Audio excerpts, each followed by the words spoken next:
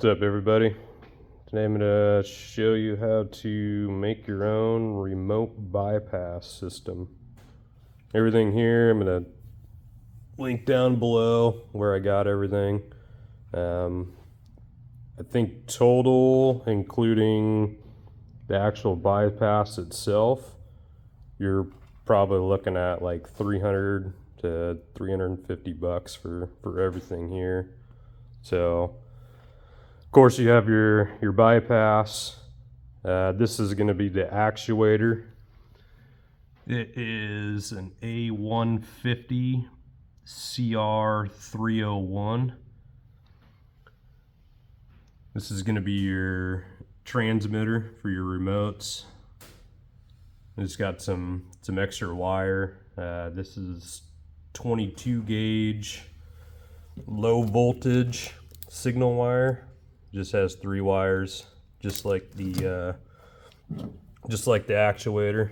You're gonna need to get the one with the 3 wire. I believe that's the 301 model that you see there. The other ones come with more wires, so I think they have more functions.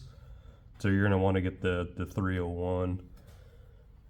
And then in order to mount that, you're gonna want to get these 3D printed blocks. These are actually going to be from FlowPro. You definitely need this one in order to mount the actuator. You could probably get away with not buying these, but it's going to be a lot easier for you to mount it. And then it also comes with this little piece here, which you absolutely need in order to make the actuator function. So I'm going to go ahead and put the pieces together real quick, and then I'll be right back. Real quick, this is why you absolutely need this part, because when you put it on the actuator, it needs to be able to mount onto here just like that. And then of course right here is where your ball valve is going to go. So you absolutely need this piece in order to make this work. Alright, so now what you got to do is you got to take your bypass here. This is your DN10 ball valve. It's pretty easy. You just take off a nut right here and this handle comes right off. And then now you got your block mounted to the bottom of the actuator. So this is going to fit right over the top of here. But first, inside of here, you need to take that square key lug. And you're going to need this in order to make this all work. So it's kind of slotted just like that. Same shape as this here. You need to put that right over the top, and then that square will line up with the kind of star shaped piece inside here in order to turn the ball valve. So you're just going to slide it right over the top just like that, and it'll fit down in there just perfectly, just like that. And then you're going to take the other piece here, the bottom piece, and just screw it onto there just like that. Alright, so now I got everything mounted up. Got that over the ball valve, and then here's the mounting brackets. Just show you what they look like. You don't absolutely need these, but I mean honestly it's gonna make your life a lot easier just to mount it, because I'm pretty sure you're not supposed to have this upside down or sideways or anything. I think it needs to kind of be this orientation. I mean, I don't know exactly, but I'm pretty sure you need it to be upright like this. So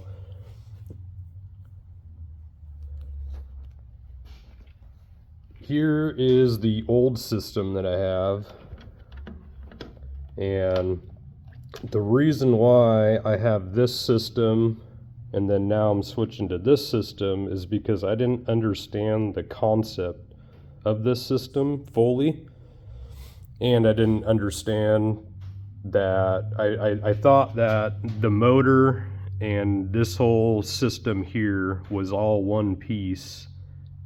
So, and I thought I wasn't able to get this piece, and I didn't want to spend, you know, whatever it is, $600 or $800 on the whole setup at the time. So I ended up going with this system. And what this system is if nobody knows, it's literally just a ball valve on your soap line. So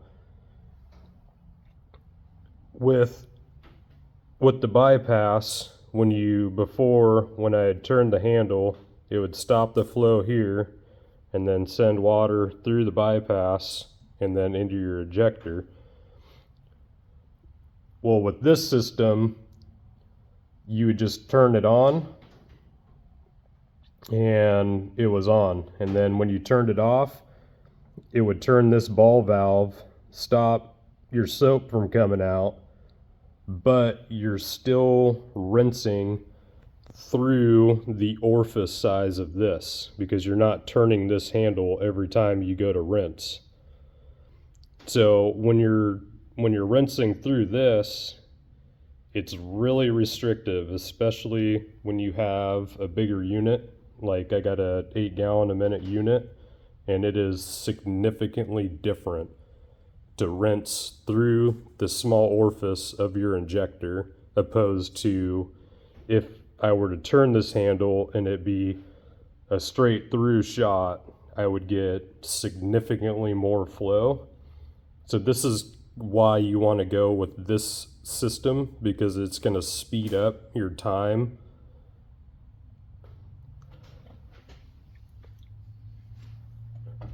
So I'm going to be taking out this system here, and then all I'm going to put in this box is that little transmitter, just to kind of keep it out of the weather. So I'm going to go ahead and take all this out real fast, and then I'll get right back here. Alright, so now I got everything taken out in my box, and then I just went ahead and stripped back the wires on the actuator, and then I also stripped back some of the wires on my extra wire. So obviously this one has a green wire, and then this one, the third wire, is going to be yellow. So if I say green wire or yellow wire, you'll know what I'm talking about. So I'm just going to go ahead and get these soldered together, and then I'm going to run my wire from, I'm going to have the bypass probably sitting down right on here, right on the deck, and then I'm just going to run the wire up to my box. Got everything wired up now, got power running to the box. So I'm going to show you guys a quick functionality on how this all works. So on the side of my box, I have this power button. So it's going to turn on the receiver. Red light flashes, so it's getting power. Here's my controller. So when I hit the on button, the light's going to turn on here, and then of course the actuator is going to close. So the light comes on.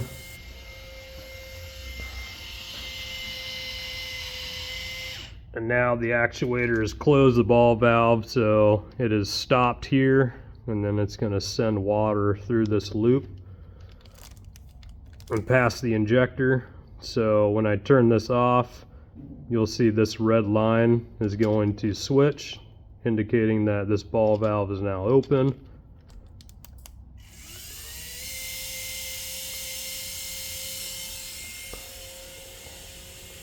And then of course the light is going to go off as well.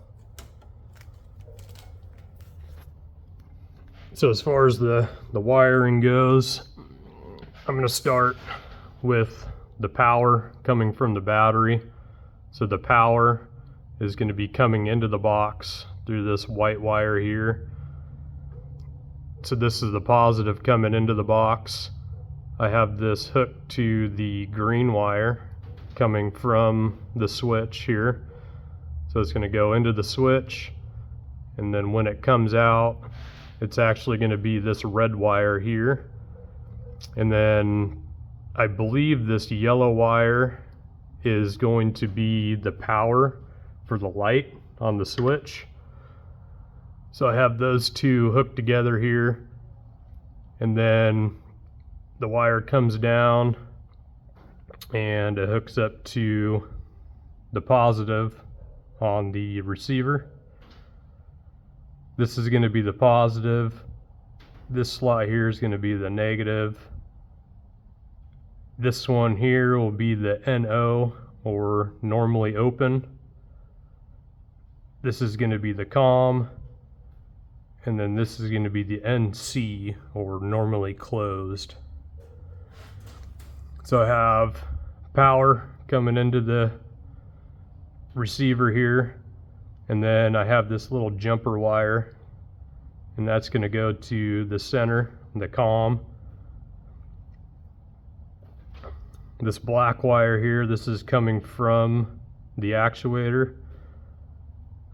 So I have the power positive coming in, and that's going to be hooked to the NO slot, the normally open slot. And then also to this black wire here, this is coming from my light. So the positive on the light is also going to be hooked to the NO slot. So when I turn it on, it will turn on the light. And then the last slot here, the NC, normally closed. The black wire coming from my actuator, the green wire on the actuator, or the yellow wire on the wire that I bought. Is this yellow. It's going to be coming in to the last slot here, the NC slot. And then as far as all the ground wires, so the ground wire from my light here, the ground wire from the actuator, and then the ground wire from the switch. I hooked them all together here, and then I hooked them together with the, sorry, my light turned off, hooked them together to the negative coming from my battery, and I hooked them all together in this bunch here, just to make it easier. And then I just ran a single wire into the receiver, because this thing is pretty tiny. You can see the size of my thumb, so it's got to keep all the wires small in order to make them all fit. So that's everything. If you guys have any questions, just go back through the video. And thanks for watching. Hopefully this helps somebody out.